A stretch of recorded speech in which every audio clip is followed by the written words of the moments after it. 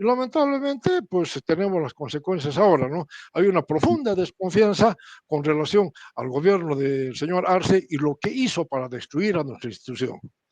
Finalmente, dentro de las políticas dirigidas a romper nuestra institucionalidad está la destrucción de la justicia militar. ¿Cómo se destruyó? Fácilmente pusieron gente servil en la justicia militar que no decía nada.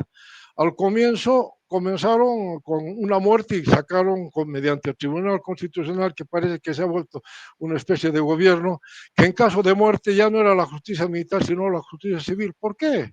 Lo que ocurre en los cuarteles es la justicia militar, lo que dice la ley, lo que dice la Constitución. Y después ya ni eso. Se perdió un fusil, me acuerdo una vez, y los policías entraron como a su casa al cuartel. Cuando debía haber una justicia militar un ratito, está bajo sumario, usted no puede entrar. El sumario va a determinar si corresponde a la justicia civil o a la justicia militar, como dice la Constitución. Pero no, pues ellos dijeron no, y como el comando en jefe no decía nada, ni la justicia militar no decía nada, simplemente la anularon. Esas son, a mi modo de ver, las políticas dirigidas a romper nuestra institucionalidad. Y finalmente, una política de supervivencia forzada de medios a los militares, es decir, los han forzado a sobrevivir. No se hizo ningún esfuerzo del gobierno para tener una fuerza de disuasión creíble. Y esto a mí me extraña profundamente porque en un momento dado el presidente Arce manifestó que el gobierno boliviano sabía que había un país vecino que intentaba quedarse a la fuerza con el litio. ¿Qué es lo que dijo? Que Chile nos iba a atacar. Lógicamente, nosotros, muy sorprendidos, al día siguiente nos reunimos para pedir al comando en jefe que analice las medidas para de inmediato formar un fondo de defensa para comenzar a armarnos, para hacer los planes respectivos para detener a los chilenos en la frontera y, lógicamente, para la defensa de la patria. Pero muy suelto de cuerpo, el ministro de Gobierno de Defensa no hizo absolutamente nada, no compró un alfiler. Entonces, no había ningún esfuerzo del gobierno para tener los medios necesarios en caso de un ataque extranjero. Luego, el total incumplimiento de la LOFA respecto a las dotaciones de las Fuerzas Armadas. ¿Qué dice la LOFA? Dice claramente que el ministro es el encargado de dotar, alimentar y poner en eficiencia la máquina militar.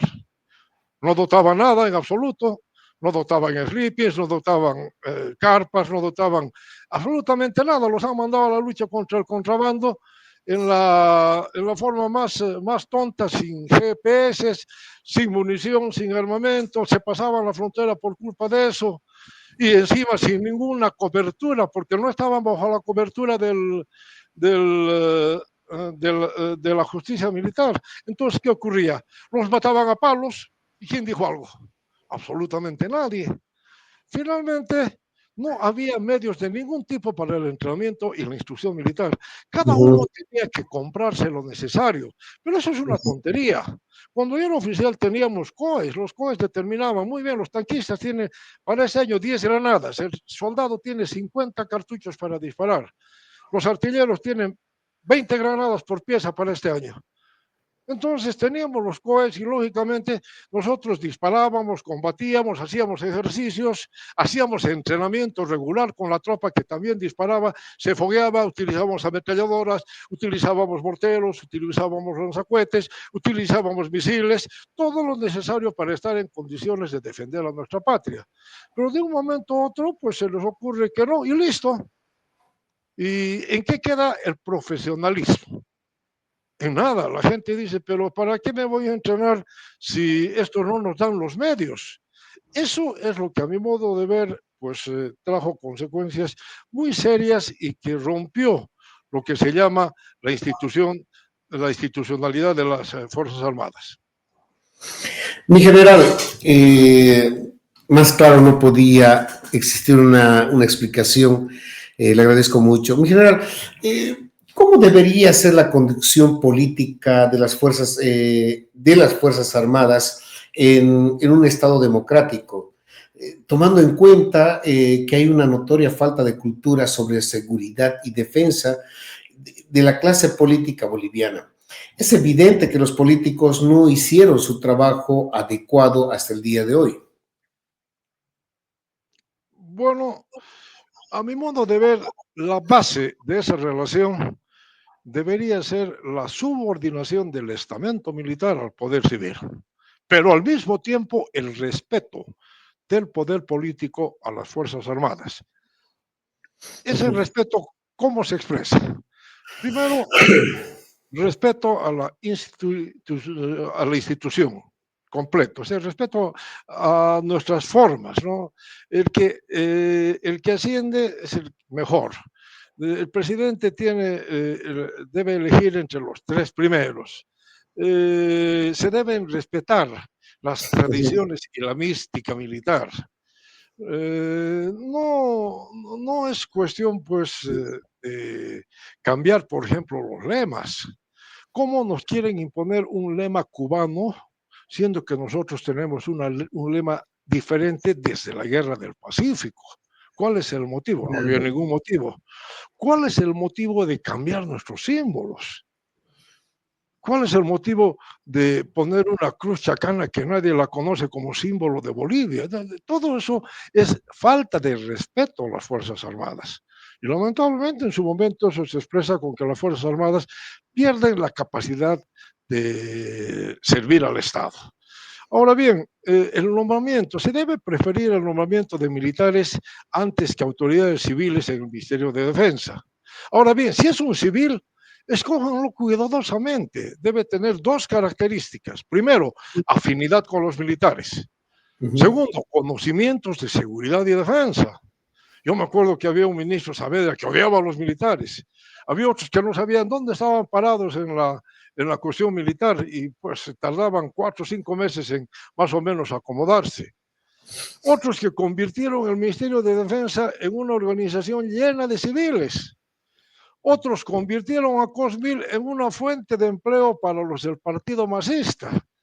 Todo eso es indica que no hay el debido respeto del gobierno a las Fuerzas Armadas. Otro tema es que ya hablamos, el debido respeto a la justicia militar. En estos momentos todo está judicializado, pero no deben olvidarse que si está judicializado, con mayor motivo debe haber una justicia militar. ¿Por qué? Porque fíjense lo que ha ocurrido, por ejemplo, en la lucha contra el contrabando. Ujú. 20 muertos en 2 años, 200 heridos, o 22 muertos en 200 años. ¿Por qué? Porque no pueden usar sus armas.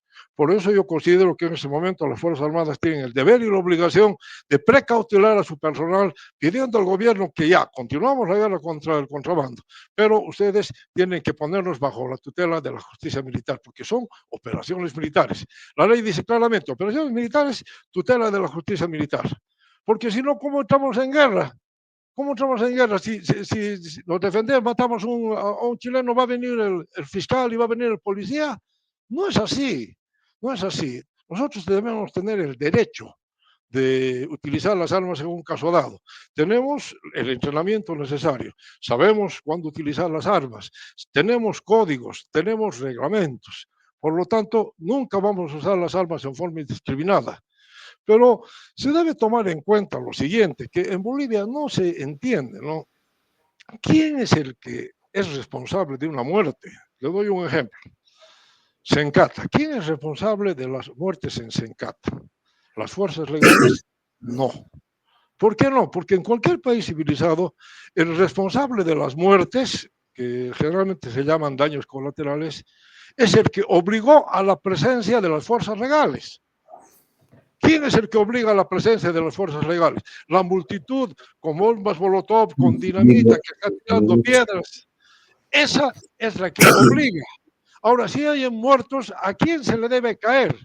Al que ha juntado a esa turba, al que las ha armado, al que les ha dado bombas Molotov, al que les ha dado dinero. No a las fuerzas legales. Fíjense cómo funciona. Si es que hay un asalto en el banco, llaman a la policía, viene la policía, hay disparos y muere una señora. ¿A quién lo incriminan por la muerte de la señora? Al que ha organizado y ha ido a robar el banco.